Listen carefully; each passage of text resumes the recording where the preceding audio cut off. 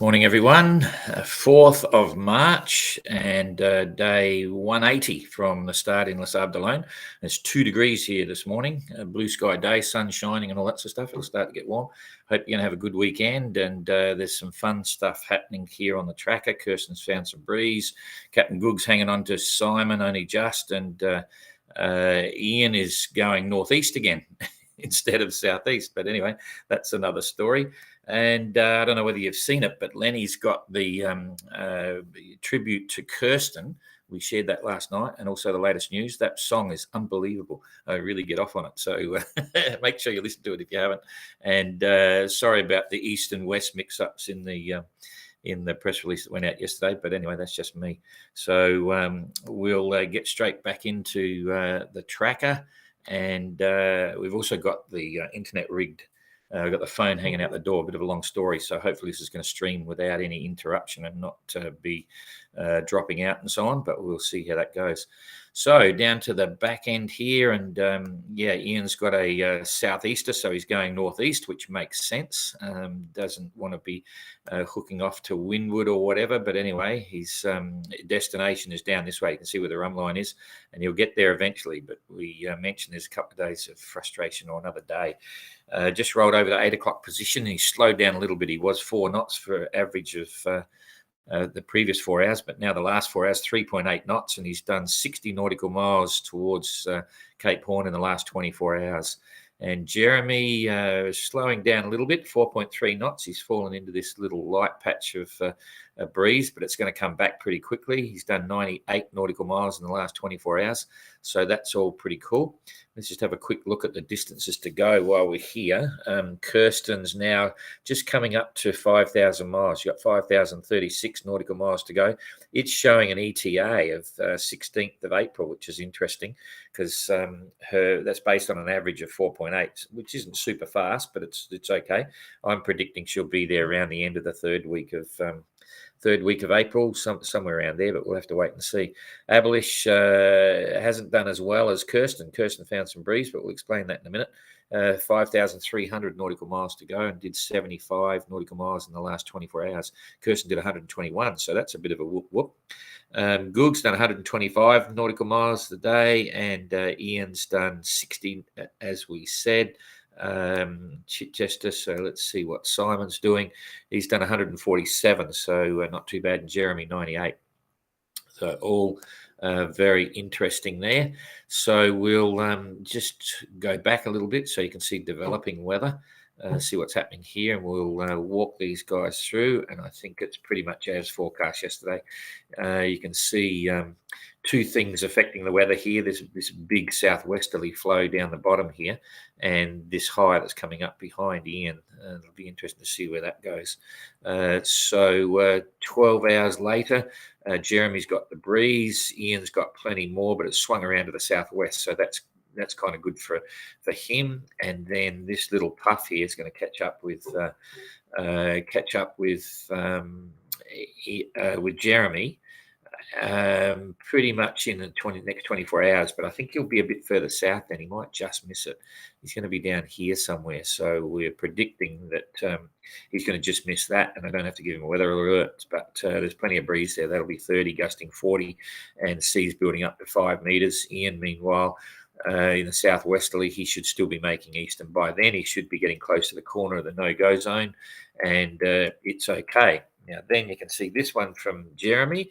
He's got to get south. In fact, we'll send him a message to get down as southeast as quick as he can, and he may also just miss that one. But let's just see. This is on the 6th night of the 6th, so it's going to be 2 and a bit days. So he should be 180. Yeah, he should be down here somewhere.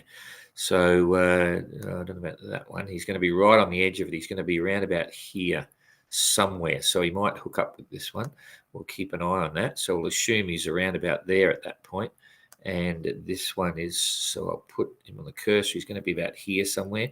It's right in the transition, which is can get quite tricky because you can see here the wind goes from the west straight around to the southwest, and depend on what happens to this, it's still effectively 2 days away. It could get more intense, could get bigger, Could get more windy, things like that. So we'll keep an eye on that. But hopefully he's around about here, and he'll miss the major impact of that. But we'll just have to wait and see.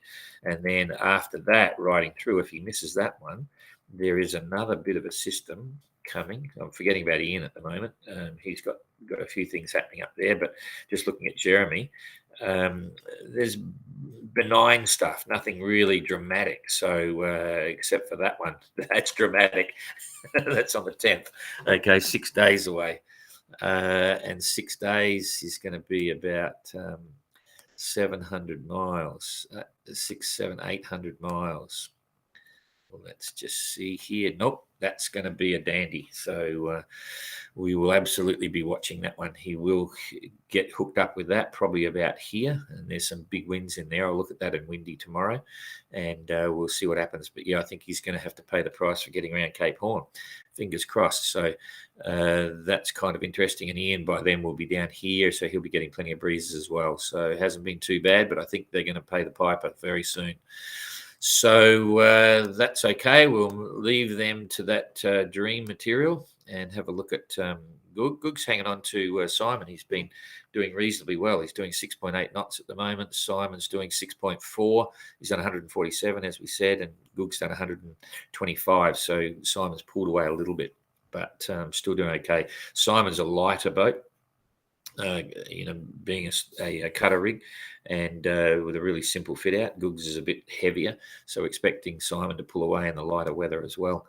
So they're distance apart right now, just for fun, is on the rum line. It's probably about there, 100.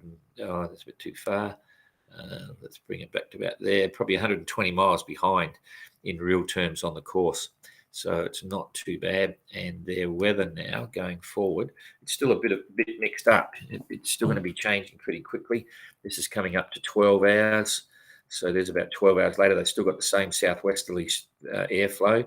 And then it's going to just lighten off a bit. So we're now coming to 24 hours out. That's the whole 24-hour sequence. And they'll be enjoying that. The heavier winds are dying off. And then Good goes into a soft patch. And the worst part is on the other side of that, he's got headwinds. Simon's going to get the same soft patch. It's all coming over, and then they've got a period of headwinds, lighter ones, but then trying to come around to the northwest. So that means they'll be heading out then to the northeast, which is still pretty reasonable, pretty solid. From the northwest, yeah, it's definitely swinging. So they've probably only got about 8 hours of 8 or 12 hours of really solid, or well, not super strong, but frustrating headwinds, and then they're back into a northwester, which isn't too bad, but it's quite strong. It's 30 gusting 40. Seas will be up to 4 or 5 meters again, and by then they'll be up here, so they'll hold that. It's being driven by this high pressure system here. That's what's giving it all the bits. So, but it's still favourable direction. So they'll still be heading up along, out to the northeast, which puts them in a good position for the future. So the next few days are okay. And in fact, then, yeah, it's not too bad. It's going to go light. So that's 4, 5, 6, 7. They should be a good 300 miles in front by then. That's 6, and they should be up around here somewhere. So yeah, so they'll ride that through pretty well. So nothing dramatic for those two, and that's kind of good. So now we'll have a look at what's going on up here. Get back to the real weather. Now you may remember yesterday when I was talking about trying to predict the wind in here. It's really impossible to believe the computer modeling when it's sort of a bland general gradient of pressure, not much movement in terms of, compressing isobars or anything like that. So Kirsten's done pretty well. She's found some breeze. She's making 6.2 knots, which is fantastic. She's able to hold off Abelish. And Abelish has got these headwinds, so he's slowing down. He's doing 4.1 knots, and the wind is absolutely forward of the beam. So we expected this for Abelish, but we didn't predict with any certainty exactly what would happen to Kirsten. So that's really good. She's got a breeze. She's making direct course to where she wants to go. I'm going to pick this up because we don't have to look at any systems coming into the program. You can see it's all being driven by, actually, I'll go back and we'll talk about the general setup again. You can see it's trying to form up the high, but nothing's happening. There's no distinct pattern here, so nothing there. I'm going to do the big picture first, and you can see what's trying to happen with this, to form a center of a high effectively, and you can see it starting to go. If I click through this project, you can see it's starting to try and form something here.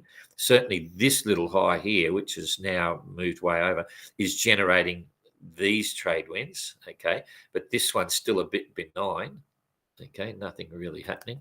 It's the weekend. I can waffle on a bit here. I'll do this in detail in a minute, but just showing the big picture. But the good news is it is moving away. So that's on the 5th, so that's a little bit over 24 hours away, okay. That's about 36 hours away. That big soft area of nothing is moving away, and at least there's starting to be some sort of a flow. The trade winds are building up the back here, but it's going to give these headwinds. So that's a good thing for Kirsten, because it means that both Abelish and her are going to have some at least some breeze to play with, rather than.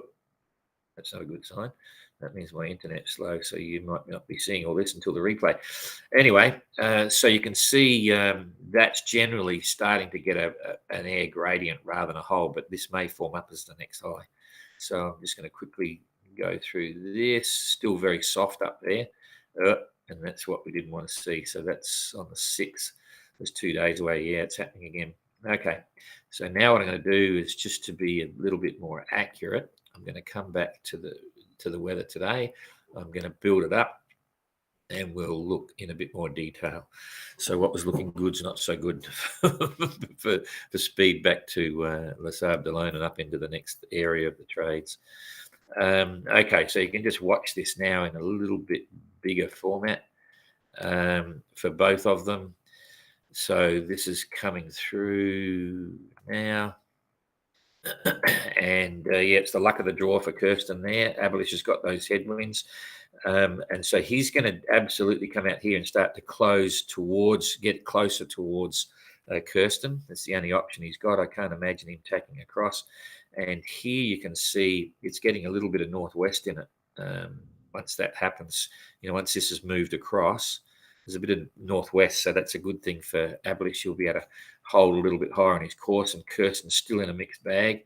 So this is now 24 hours out, or 25, 26 hours out. And you can see for Abelish, there's a bit of a northwesterly.